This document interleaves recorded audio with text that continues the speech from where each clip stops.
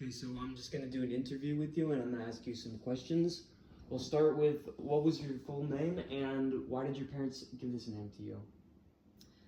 My full name is Lori Christine Schmiedlechner, and the reason they gave me my first name, Lori, as a name was because my dad wanted another Lori in the family, and that's my mom's name. He insisted on having that name repeated again. It meant a lot to him.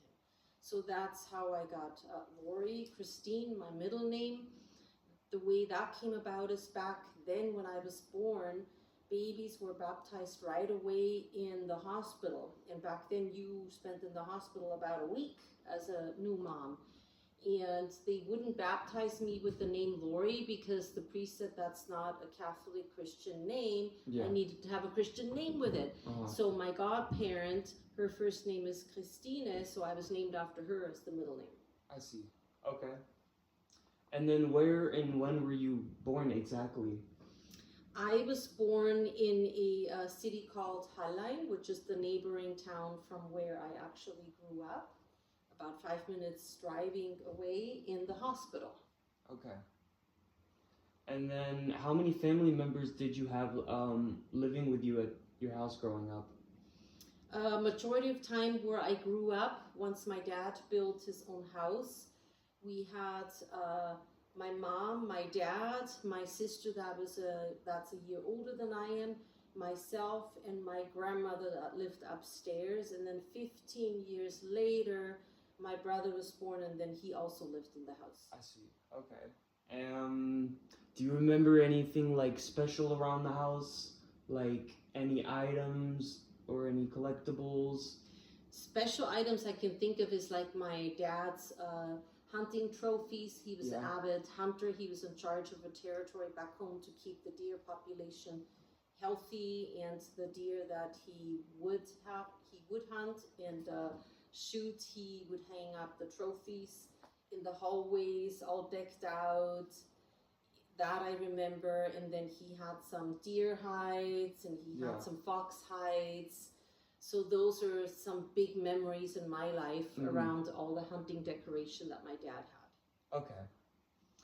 And then how would you say coming to America for you was like for the first time? Or what was your reason for coming to America? And what were your thoughts about it? Interesting question. I wasn't planning on living in the United States. I came originally in 1989 as an au pair. Au pair means a person that lives with another family and takes care of somebody else's child through an agency on a 1-year au pair visa. And what made you decide to take up this? To do that, I didn't know where to go with my life when I was 20 years old. My parents never encouraged me to go to college, really. They just wanted me to live in Austria, marry some rich farmer's guy, and be like a farmer's wife. Watch out the kitty. And I just wanted more out of my life. And I had a friend who was an au pair here in the Bay Area. Yeah. And she helped me find a family. And I thought, wow, that's interesting. Okay, I will try that. I wanted to improve my English skills and then go back home again a year later. But while I was here, I fell in love and then ended up staying after going back and coming back, so on and so forth, and ended up getting married. But that was never the plan. Yeah, okay, I see. So you originally came to America to seek out new things and like opportunities. Exactly, just for 1 year period of time and then go back to my country again. I see, okay. And tell me about that. So how did you meet your spouse? I met my husband on my 21st birthday at a dance place at Bobby McGee's in San Ramon, which was back then a restaurant/dance place. And I went out for the first time at my 21st birthday with 2 other au pair friends that were from Austria. Yeah. And we went out dancing, and that's where I met my husband. What would you say were some values that your family taught you, which you brought into your relationship, which you found was not quite so normal or kind of hard to adapt to in America? Was it any different or something that you weren't expecting? Very, very, very different. The values that I still carry to this day in my life is to not carry any credit card debts. And to this day, I don't have any credit card debts. That was big in my family. My parents never had credit cards. They paid with cash for everything. That was just the way of life. If you couldn't afford it, you didn't purchase it. Yeah. And that's the value I still hold dear, that I try to teach my children now, moving on forward as they are in adulthood now, early adulthood, to not carry credit card debts, except if you buy a house or big purchases like a car or for an education purposes, but otherwise, no. So that's one big thing, and that's very, very different to the United States, to answer your question, because everybody carries a lot of debts here, and people just spend left and right and want to live up to the Jones. Yeah, that's true. We do have a very consumer mindset. I was gonna ask, being an Austrian, what was surprising to you about American standards, or was there anything like hard trying to adapt to, I guess, this new lifestyle or new country? Everything was so different. The roads were bigger, the cars are bigger.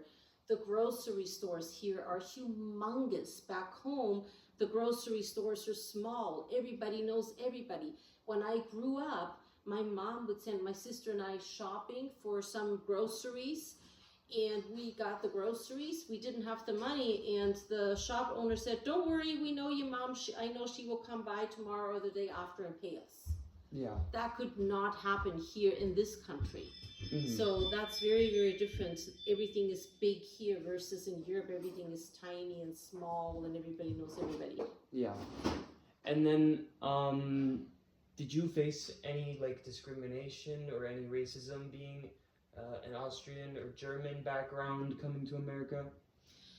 I did face some discrimination. I remember from the older Dutch community, from my spouse who was Dutch background, and we went to his Dutch church, and there were some older Dutch people, and they were thinking back to World War II when the Germans invaded Holland, if you will.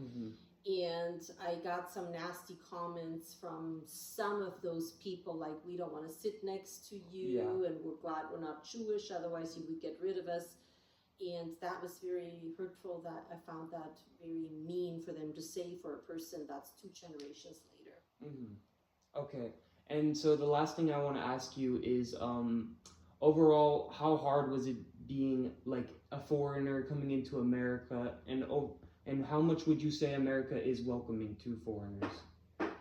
How hard was it to assimilate? I think it all depends, because at first, I lived with a family, and so I was taking care of their child. So I was like a family member and wasn't on my own yet. But once I got married and I needed to figure out what it was I needed to do with my life, it became vastly different. I knew I didn't want to be a nanny for the rest of my life, so I started junior college and faced some difficulties there because of my German accent and people saying, you want to be a medical professional, a physical therapist, you'll never get in, you have an accent, you're a foreigner. So I found myself working perhaps twice as hard compared to somebody else in order to achieve what I did end up achieving. Okay. Well, that's all the questions that I have to ask, and I just want to say thank you for taking the time to answer them. You're very welcome.